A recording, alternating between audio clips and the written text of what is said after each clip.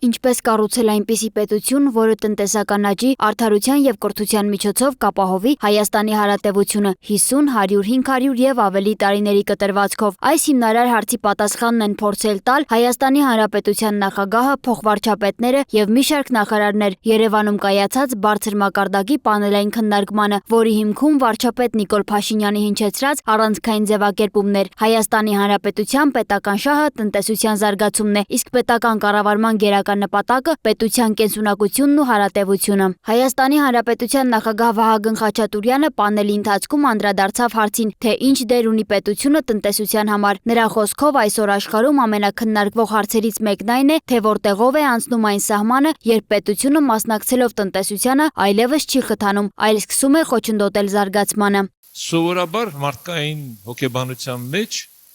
միշտ պարտավորությունները ուրիշի վրա բարթելը պատասխանատվությունից խուսափելը շատ նորմալ է։ Եվ երբ որ նայում ենք պետության գործունեության եւ գործառույթների մասին եւ տեսնում ենք, որ պետությունը ինչով է զբաղվում, դա պայմանավորված չի նրանով, որ պետությունն այդպես ցանկացել։ Շատ դեպքերում այդ գործառույթները պարզապես կատարող չի եղել։ Եվ պետությունը ստիպված է եղել այդ ամեն ինչի մասին ինքը ուղղակի վերցնել իր վրա, որովհետեւ այլ կերպ պետությունը չէր կարող գոյատևել։ Նախագահը հիշեցրեց, որ պատմականորեն պետության շատ գործառույթներ ստանձնել են անհրաժեշտությունից, ոչ թե ցանկությունից ելնելով։ Օրինակ, COVID-19-ի ժամանակ տնտեսական տրամաբանությանը հակասող, բայց մարդկանց անվտանգության համար պարտադիր քայլերը։ Խաչատուրյանը զգուշացրեց նաև ճակերտավոր ուժեղ պետությունների մոդելով տարվելու վտանգի մասին։ Եվ այսօր ուժեղությունն ու թյուրությունը չի ձևակերպում հենց դրանով, թե դուք ինչքանով եք կարողանում ձեր արժև այսպես հասարակության կողմից պետության արժև դրված խնդիրները լուծելու։ Ավելի կարևորը թե ինչքանով ենք մենք արդյունավետ։ Նախագահն ընդգծեց, որ միջազգային ինդեքսներում Հայաստանի ամենախնդրահարույց ցուցանիշներն այդուհանդերձ մնում են օրենքի գերակայությունն ու արդարադատության որակը, նաև պետական ինստիտուտների արդյունավետությունը։ Հենց այստեղ է ըստ նրա պետության բարեփոխումների առանցքը։ Փոխվարչապետ Մհեր Գրիգորյանը ներկայացրեց կառավարության նոր մոտեցումը։ Ըստ նրա մինչև այժմ տարբեր ոլորտային ռազմավարությունները հաճախ չեն սինխրոնացվել, ինչի հետևանքով մեկ ոլորտի առաջընթացը կանգ է առել հարակից համակարգերում տեղի չունեցած փոփոխությունների պատճառով կառավարությունը որոշել է բոլոր ռազմավարությունները համախմբել 6 գերոլորտային փաթեթի մեջ, յուրաքանչյուրի համար սահմանելով հստակ նպատակադրումներ, ցուցիչներ եւ արդյունքային չափումներ։ Տնտեսությունը ռազմավարական նպատակները հեռակա չի դնում, ինքը դառնում է սպեկուլյատիվ եկամուտի տնտեսություն։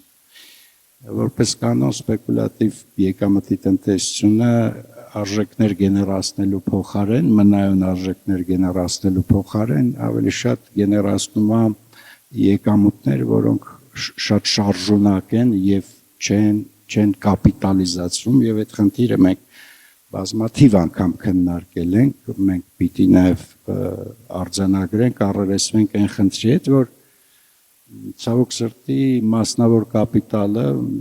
մեր երկրում լիարժեք գնահատված չէ։ Գրիգորյանը կարևորեց նաև ռազմավարությունների պարզ եւ հասկանալի լեզուն, ընդգծելով, որ բիզնեսն ու քաղաքացին պետք է ունենան կանխատեսելի միջավայր, որպիսի գնան երկարաժամկետ ներդրումների, ոչ թե կարճաժամկետ շահույթի։ Նրա խոսքով այսօր չկա պետական գործառույթ, որը չպետք է թվայնացվի։ Գրիգորյանը վստահ է, որ թվայնացումը կկրճատի ծախսերը, կբարձրացնի թափանցիկությունը եւ կնվազեցնի այն ռիսկերը, որոնք տեղ են թողնում ոչ պատշաճ վարչարարության եւ կոռուպցիոն դրսևորումների համար։ Փոխվարչապետ Տիգրան Խաչատրյանը կանգ առավ պետական կառավարման ներսում ընթացող ինստիտուցիոնալ բարեփոխումների վրա, ընդգծելով, որ առանց մրցունակ եւ մոտիվացված կադրերի որևէ լավ գաղափար չի կարող վերածվել բարձրորակ քաղաքականության եւ իրական արդյունքի։ Մարդը մոտիվացված է աշխատում, եթե լավ գիտի, թե իրենից ինչ են սպասում։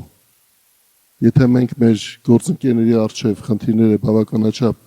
հստակ չենք ձևակերպում, իրենք վերջում այդքան լավ չեն կարող պատկերացնել, թե արդյոք իրենք իրենց առջև դրված խնդիրը կամ այն խնդիրը, որի շրջանակում պետք է աշխատեին, կարողացել են լավ լուծել, թե ոչ։ Պանելային քննարկման արդյունքում արդարադատության նախարար Սրփուհի Գալյանը եւ կրթության, գիտության, մշակույթի, սպորտի նախարար Ժաննա Անդրեասյանն էլ ներկայացրեցին այն փոփոխությունները, որոնք ուղղված են տնտեսական միջավայրի եւ պետական կառավարման որակի խորքային բարելավմանը։ Գալյանն ընդգծեց, որ ներդրումների կայուն հոսքը պայմանավորված է ոչ միայն հարկային կամ վարչարարական բեռով, այլև վեճերի լուծման արդյունավետ մեխանիզմների գոյությամբ։ Անդրեասյանն էլ իր հերթին հիշեցրեց, որ առանց բարձրորակ կրթության պետության հարատևություն չի կարող լինել, սակայն խնդիրը միայն կրթության տեխնիկական որակը չէ։ Ըստ նախարարի, եթե կրթության բովանդակությունը հակապետական է, ամենաբարձր որակով էլ մատուցվի, չի ծառայի պետության շահին։ Առաջինն, ինչին պետք է ուշադրություն դարձվի, կրթության բովանդակությունն է։ Նա թվարկեց հանրակրթության, նախադպրոցական կրթության, մասնագիտական եւ բարձրագույն կրթության ոլորտներում ընդունված նոր փաստաթղթերը, ընդգծելով, որ դրանք հիմք են կրթական բովանդակության խորքային վերափոխման համար։ Կրթությունն ըստ Անդրեասյանի պետք է ընկալել որպես հանրային բարիք, որն անմիջականորեն ազդում է երկրի կառավարման որակի, քաղաքացիական գիտակցության, կոռուպցիայի կանխարգելման եւ տնտեսական արտադրողականության վրա։ Սոնա Գիշյան, Free News, Ազատ լուրեր։